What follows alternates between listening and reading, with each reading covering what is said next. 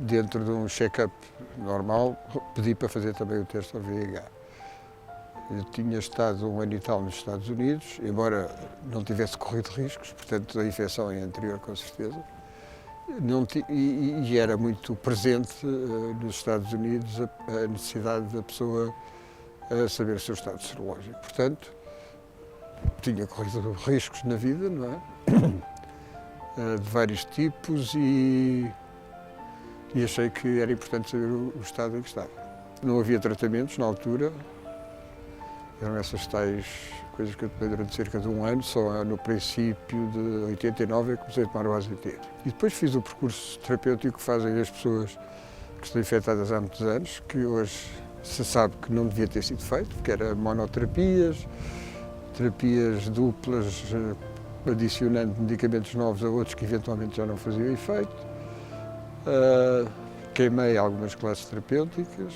A história da SIDA tem 2 fases, digamos, importantes. Uma que se viveu desde 81 a 97, em que nós tínhamos fármacos pouco potentes para o tratamento do VIH, controlar a replicação do vírus, etc. E uma segunda, e portanto, consequentemente, a morbilidade e a mortalidade dos doentes era enorme. A partir de 96, 97, começaram a ser usados, primeiro nos Estados Unidos, depois noutros países, os chamados inibidores da protease e 1 ou 2 anos depois os chamados não nucleosídeos. Hoje em dia a terapêutica permite exatamente começar, por um lado, a individualizar o tratamento de cada um de acordo com as suas necessidades. Segundo, dá-nos alguma estabilidade, sobretudo em termos daquilo que nós chamamos o controle da infecção, isto é, tendo nós a certeza de que o doente está controlado, permite-nos ter mais liberdade em termos de controlarmos as outras doenças que as pessoas podem ter.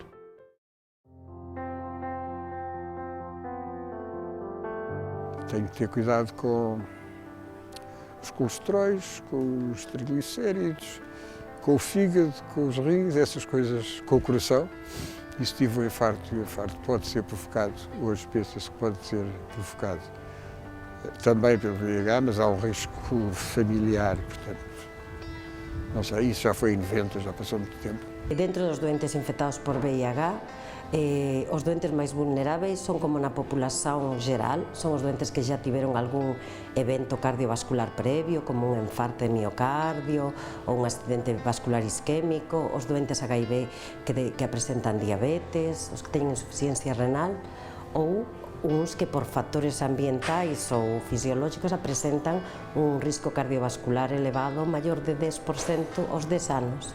O vírus em si, quer de forma direta, quer de forma indireta, pela infecção em si, a inflamação que a acompanha, a resposta imunitária que está associada à infecção VIH, é capaz de causar estragos na circulação arterial, a nível das células endoteliais e também ativando o sistema da coagulação, alterando também as lipoproteínas plasmáticas, que são importantes para a formação da placa aterosclerótica. Portanto, tudo isto em conjunto acaba por levar a uma forma mais agressiva da aterosclerose, mais prematura, como tinha dito, e também mais acelerada. Antes non había doentes na consulta de 50, 55 anos, era moito raro, a media dos doentes era 40, 30 e tal. Entón, nós já temos un doente máis idoso, temos un doente moitas veces já polimedicado previamente e con varios factores asociados á idade, como a hipertensão, diabetes. Nós debemos tratar o doente como un todo.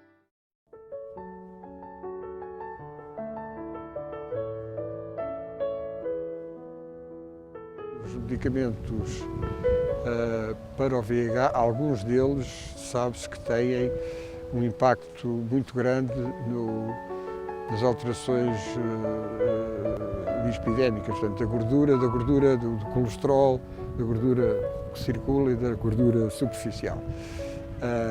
Não só alterações físicas, mas alterações ao nível dos parâmetros clínicos. O VIH parece que também tem e, portanto, isto potencializa as coisas. E por isso, aí assim, é preciso muito cuidado, isso continua a ter esse controle regular, de 6 em 6 meses. em termos de colesterol, triglicéridos, essas coisas todas, porque isso anda sempre um bocadinho no limite. Eu acho que o máis importante é que o infecciologista ou o internista este alerta, ou seja, o que é dizer, non pode pensar só no VIH como unha infección. Ten que ver o doente, avaliálo nas súas consultas, medir a tensión arterial, que antes já non se facía, ás veces, mas nós temos que medir a tensión, temos que pedir os valores, pedir un electrocardiograma, pedir, se necesario, un ecocardiograma, avaliar iso anualmente mínimo o risco cardiovascular e no caso de ter un risco cardiovascular elevado ou algunha anomalía no ecocardiograma ou electrocardiograma enviar sempre ao cardiologista. Eu acho que o VIH non pode ser tratado só por infecciologistas ou internistas, debía ser unha equipa multidisciplinar. Nestas pessoas não devemos estar à espera de sinais de doença, devemos nos antecipar, tratando já o risco e não só a doença. O que significa que nessas pessoas a escolha de terapêuticas antirretrovirais deverá ser mais cuidadosa.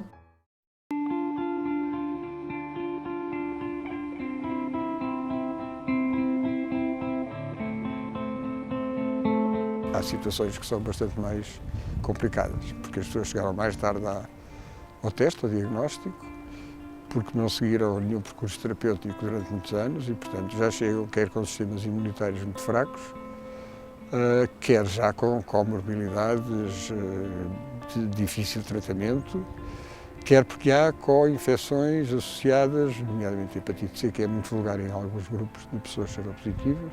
Os indivíduos, por exemplo, com hepatite C têm um risco de 2 a 6 vezes maior de desenvolverem uma cirrose do que o indivíduo que tem só VIH-C isoladamente. Portanto, a presença dos dois vírus, VIH e ou um dos vírus da hepatite B ou C, vai aumentar, portanto, fazer progredir a fibrose hepática muito mais rapidamente, vão aparecer tumores do fígado mais precocemente. Verifica-se que a hepatite, ou as hepatites víricas, nomeadamente a C, mas também a B, emergiram como a causa principal de morte não SIDA nos nossos doentes, tornando imperativo encontrar uma solução, um procedimento que lhes dê mais vida. É neste contexto de melhoria substancial da terapêutica antirretrovírica, hoje muito mais acessível, muito mais bem tolerada, muito mais cómoda de tomar, muito menos ações acessórias, que tornou possível a viabilidade do transplante hepático se tornar hoje numa opção válida para doentes co-infectados com o VIH e com os vírus da hepatite, em particular da hepatite C. Há muitas preocupações e há prioridades. No caso da hepatite B ou C, nós temos e devemos tratá-la primeiro, preferencialmente, antes do VIH. E no caso da hepatite C em concreto, porque as terapêuticas em conjunto dão interações, há as chamadas toxicidades, as overlapping toxicities, portanto há muitos efeitos secundários de umas e de outras. Portanto, o que temos que ter atenção é que são patologias associadas, qualquer uma, com comorbilidades que vão acentuar, vão agravar o VIH em todos os seus aspectos e, portanto, o ideal é tratarmos antes, no caso da hepatite C, e as outras todas temos que acompanhar. Neste momento é importante definir bem, selecionar bem os doentes para transplante. Critérios rigorosos de seleção dos doentes para transplante. E esses critérios principais de elegibilidade têm a ver com o controle da infecção VIH. O doente co-infectado para transplante hepático carece de ter a carga vírica indetetável e um valor de CD4 acima de 100 se tiver apenas hipertensão portal, ou acima de 200 células CD4 por milímetro cúbico se houver infecções oportunistas. Também tem evoluído muito o critério da presença ou não das infecções oportunistas, que deixou de ser um critério de exclusão. Isto é, hoje são toleradas de uma forma geral as infecções oportunistas tratáveis. Naturalmente, se o doente tem uma infecção, uma leucoencefalopatia multifocal progressiva, uma criptosporidiose crónica, um linfoma do sistema nervoso central, naturalmente contraindica o transplante. Mas de uma forma geral, a tuberculose, a pneumocistose e outras infecções oportunistas, desde que tratáveis, hoje não são critério de exclusão. Não negligenciar a probabilidade, por exemplo, do aparecimento de um tumor do fígado mais precocemente. Porque nós muitas vezes temos a tendência, o doente é um co-infectado com cirrose. Eu não tenho armas já para o proteger, digamos assim. Ou seja, eu estou a fazer uma terapêutica antirretroviral, mas não posso tratar a hepatite C porque não. Porque não respondeu, porque não tem critérios para tratamento ou porque os novos fármacos também não servem para este doente. E o doente tem uma cirrose e, portanto, eu não vou fazer mais nada? Não, se calhar não. Portanto, temos que valorizar este aspecto e, nomeadamente, fazer uma vigilância e um rastreio, nomeadamente do carcinoma hepatocelular, de 6 em 6 meses, porque podemos ter um indivíduo com 40 anos que nos surja com um cancro hepático.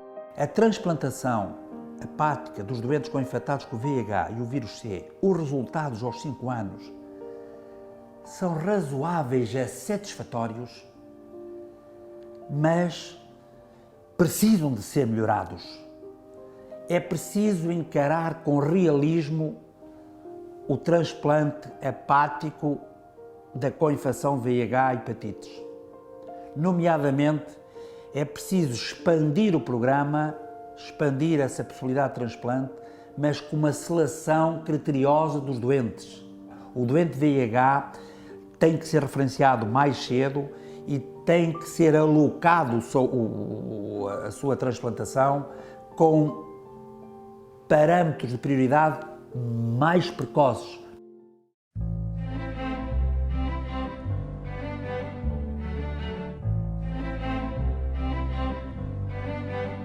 Para mim, o mais difícil de gerir foi quando, em 96, aparecem de facto estas terapêuticas mais potentes, disponibilizadas depois em 97, e me disseram: agora tens 10 anos de vida à tua frente. Assim, o que é que eu vou fazer? Porque aí, o gerir esse espaço que me caía de repente aos pés, não sabia o que é que havia de fazer. E aí tive que fazer alterações mais profundas do que estas de viver mais intensamente ou mais depressa, e isso foi um bocado difícil de gerir. A partir do momento em que é condição crónica, o pensamento tem que ser ao longo do tempo.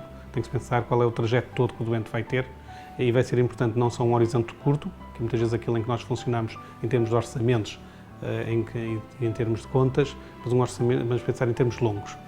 Termos longos pode ser 10, 15, 20 anos. Em alguns casos, hoje em dia, até se calhar mais para alguns destes doentes. A diferença fundamental que isso tem, hoje em dia, tem para os doentes que eram antes, é o doente tem que ter um comportamento diferente e tem que perceber o que é que vai ser a sua vida e orientar a sua vida num horizonte longo. Quem o trata, quem o acompanha, também tem que perceber como é que esse horizonte vai ser, como é que ele vai passar entre as várias fases da doença, como é que vai tratar as situações que ocorram de outras patologias, e o sistema de saúde também tem que estar preparado para perceber que em cada momento não pode apenas pensar no que está a suceder naquele momento, tem que pensar num horizonte longo. Basicamente as mesmas coisas que acontecem na população em geral, os problemas cardiovasculares, o envelhecimento cerebral com as demências, a diabetes, a fragilidade. Essa talvez seja uma relativa particularidade da infecção VIH, mas acontece também nos muito idosos, ficam extremamente frágeis, e também a parte óssea, renal. Portanto, basicamente o envelhecimento de determinados órgãos ou sistemas que acontece mais precocemente, acontece na população em geral, mas que pode acontecer mais precocemente nesta população. E daí devemos estar atentos a vigiar o doente e a avaliar determinados parâmetros que provavelmente não estaríamos preocupados há uns anos atrás e que agora que nos devemos preocupar. Desde logo, portanto, a execução da densitometria óssea, que é um exame importante nestes doentes, e lembrando que estes doentes vão apresentar estas alterações numa idade mais nova em relação aos doentes que não têm infecção VIH, portanto, a osteoporose pode estar presente numa faixa etária inferior à faixa etária da população não infectada, assim como o atingimento do sexo. Estamos habituados a ver mais osteoporose nas mulheres, mas neste caso temos também o diagnóstico de osteoporose nos homens e nas faixas etárias mais novas. Todas as condições crónicas têm que ter este tipo de pensamento, o que é o horizonte de tratamento, tem que se pensar qual é o trajeto do doente ao longo deste período de tempo e planeá-lo da melhor forma. Sabemos que vão existir picos, que vão implicar picos de despesa, mas será, se tudo for bem planeado, como nem todos os doentes terão esses picos de despesa ao mesmo tempo, uns terão numa altura, outros noutra, é possível planear como é que isso ocorre. Uma vez que é relativamente fácil e garantido o controle virológico dos doentes, hoje em dia o âmbito do tratamento da infecção VIH é um âmbito, digamos, de todo o organismo. Inicialmente, como a gente reconhece que a infecção por VIH é um fator de risco para a doença renal, os doentes têm que ser rastreados, mas não são todos. São os doentes que têm fatores de risco identificados para a doença renal. Isso passa pela raça, portanto, os doentes de raça negra têm maior risco de doença renal, nomeadamente de uma glomerulopatia chamada glomerulosclerose segmentária focal, que acontece mais neste tipo nos doentes de raça negra, e a própria infecção por nefropatia associada ao VIH, o IVAN, apresenta-se mais frequentemente nestes doentes. Portanto, os doentes de raça negra, os doentes que têm história familiar de doença renal, porque há algumas doenças renais que são hereditárias, doentes que tenham outras comorbilidades que sejam fatores de risco para a doença renal, como com a infecção pelo vírus da hepatite C, que pode dar um quadro específico de glomerulopatia membranoproliferativa, ou doentes que tenham hipertensão arterial, que tenham diabetes, ou doentes que tomem determinados fármacos que são conhecidos como sendo nefrotóxicos, todos esses doentes devem ser rastreados para a doença renal. Há, digamos, toxicidade variada nestes fármacos, mas, na minha opinião, nós já deixamos de usar aqueles que eram mais tóxicos e, na minha opinião, os resultados que se obtêm com estas terapêuticas são muito superiores aos efeitos adversos que eles induzem. Claro que os antirretrovíricos, apesar de já ter alguns fármacos descritos como nefrotóxicos, o seu potencial nefrotóxico é muito baixo. E não podemos esquecer que eles têm um papel essencial de controlar a carga viral, portanto, controlar a infecção. Portanto, o decidir manter ou interromper um determinado fármaco por causa de uma determinada lesão renal tem que sempre ser pesada o benefício e o risco em manter a carga viral indetectável. Mesmo nos indivíduos controlados e pior nos indivíduos não controlados, o vírus continua a replicar e por isso continua também a atacar, entre aspas, o sistema imunitário. O HIV nós conseguimos controlar a maior parte das pessoas que tomam a medicação, cujos antirretrovirais estão controlados. A imunoativação nem em todos conseguimos controlar e, portanto, temos que arranjar métodos novos, terapêuticas novas, para controlar a imunoativação e evitar esta questão dos tumores, que muitos deles vão estar dependentes desta imunoativação a médio ou longo prazo nas pessoas que vão sobreviver com o HIV 10, 20, 30 anos. Apesar de estarem com terapêutica antirretroviral, existe um processo inflamatório crónico que não é suprimido pela terapêutica antirretroviral. Então, o que se pensa é que esta inflamação crónica vai desencadear, de alguma forma, mutações genómicas e, neste sentido, é pró-oncogénico. Na população com infecção por HIV, nós também temos esta questão dos tumores estarem a aparecer mais cedo. Não é uma coisa que se possa dizer já com muita segurança, mas começamos a ter muitos casos de pessoas com uma idade nova para aquilo que é expectável para determinados tipos de tumores, quer seja o tumor do pulmão, quer seja outros tipos de tumores que podem aparecer nas mulheres, como por exemplo o da mama. Nas mulheres, o tumor do colo do útero, que é uma das doenças definidoras de SIDA, não está a aumentar, o que é bom. De qualquer forma, os tumores da mama estão a aumentar, mas também nas mulheres em geral, os tumores da mama estão a aparecer cada vez mais em idades mais baixas, com mulheres mais novas. E temos depois, em termos de população geral de doentes com HIV, mas muito nos homens homossexuais, a questão do tumor do canal anal. Portanto, são os tumores relacionados com o vírus, que é o HPV, e não há evidência nesta altura que a introdução da terapêutica antirretroviral venha a diminuir a incidência destes tumores. Um dos maiores desafios hoje em dia é para o médico que segue estes doentes, para o infecciologista ou para o internista, para quem segue estes doentes, é sermos capazes, enquanto médicos hospitalares, com a nossa visão hospitalar, que é a visão do tratamento da doença e não a prevenção, não é? Sermos capazes de aderir de forma total às normas de rastreio que existem para a população não infectada pelo VIH.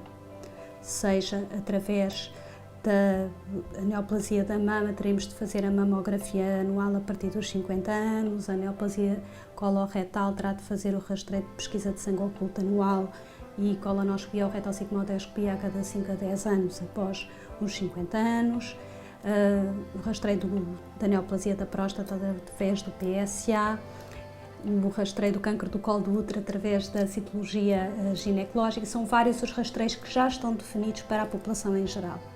E, portanto, nós teríamos de ser capazes, se queremos seguir bem o doente, de o fazer. Portanto, melhor adesão dos doentes, consequentemente, menos infecções oportunistas e menor mortalidade. Isto, portanto, é extremamente positivo, mas começam a aparecer outras questões, que é assim, quando nós tratamos bem os doentes e quando eles aderem, que é um aspecto fundamental desta terapêutica, estamos a ver realmente que os nossos doentes, ou estamos a induzir nos nossos doentes um aumento da sua sobrevivência. Esse aumento da sobrevivência vai engendrar um conjunto de problemas que estão naturalmente relacionados com a idade e o envelhecimento das pessoas. Tenho problemas de lipodistrofia, que são desagradáveis porque são indiciadores de qualquer coisa não está bem. As modificações corporais são sempre uma coisa que nós temos que nos habituar a ver com outros corpos. Há pessoas, de facto, e então mulheres, que infelizmente são mais apreciadas muitas vezes pelo aspecto exterior, não é? Na nossa sociedade, na sociedade ocidental em geral. Há certas deformações que de facto são muito marcantes e que as podem, enfim, desmotivar, criar uma angústia existencial grande. Por um lado, o próprio conceito de envelhecimento precoce é, de algum modo, empírico, não está ainda completamente definido se é real e qual é o impacto em termos de anos de envelhecimento precoce. Dito isto, de qualquer maneira, um seguimento, por um lado, um diagnóstico precoce, evitar que a deterioração do sistema imunológico, o envelhecimento do sistema imunológico tenha impacto também no envelhecimento do doente. Por outro lado, um estilo de vida saudável e controlar os fatores que são controláveis em termos das patologias do envelhecimento. A glicemia, portanto a diabetes, ter uma alimentação saudável ou, se necessário, controlar com os medicamentos a diabetes, manter um peso adequado, manter o exercício físico, controlar o colesterol para evitar o risco cardiovascular, vigiar a função renal e eventualmente também vigiar o estado ósseo, particularmente nas mulheres, mas os homens também podem ser afetados, osteoporose, osteopenia, que pode levar às fraturas. Portanto, todos aqueles cuidados que nós temos relativamente à população geral no processo de envelhecimento não podem ser descurados desta população e, eventualmente, começar a olhar para estes problemas mais cedo.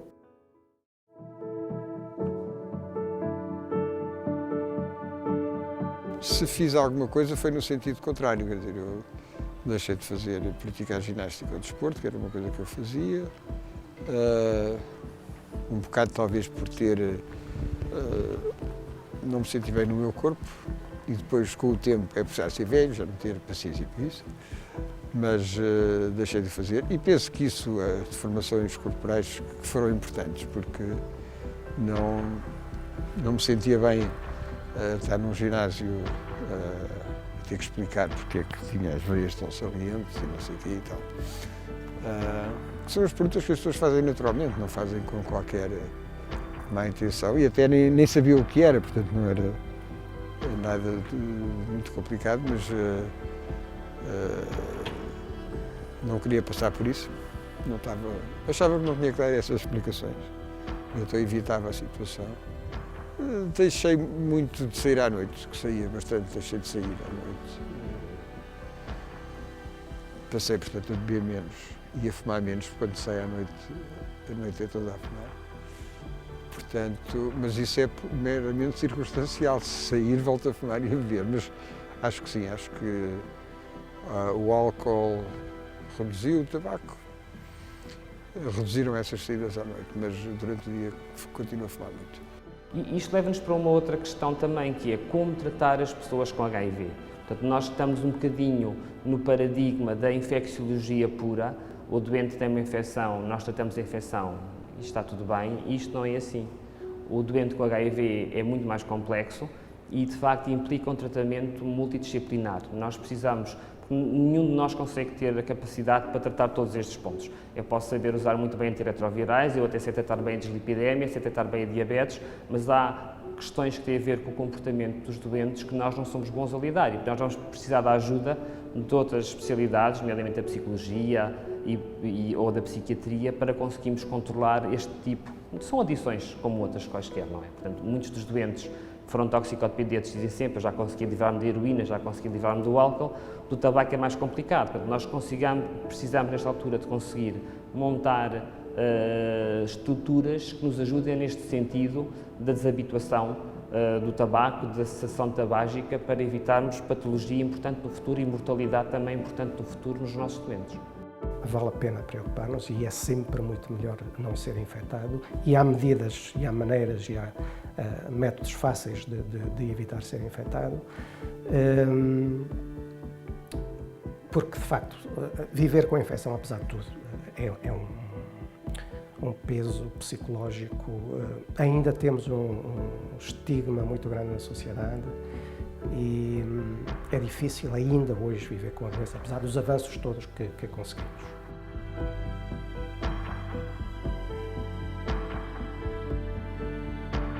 É preciso criar estruturas em que as pessoas se sintam bem acolhidas e que tenham alguma garantia, ou pelo menos maior confiança, de que a sua identidade e o seu estado clínico é salvaguardado e que tem uma referenciação rápida para um hospital.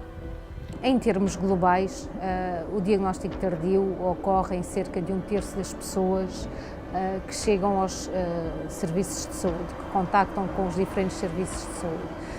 Esta é uma realidade transversal, verdadeira em Portugal, noutros países da Europa, nos Estados Unidos, na Austrália, e isso é bastante preocupante. Não só porque as pessoas, ao não saberem da sua situação de doença, não são naturalmente esclarecidos, não são tratados, e isso tem implicações não só no próprio, mas também em termos de saúde pública. Recordo a propósito que cerca de 50% a 70% das novas infecções são transmitidas por pessoas que desconhecem a sua situação de portadores de VIH.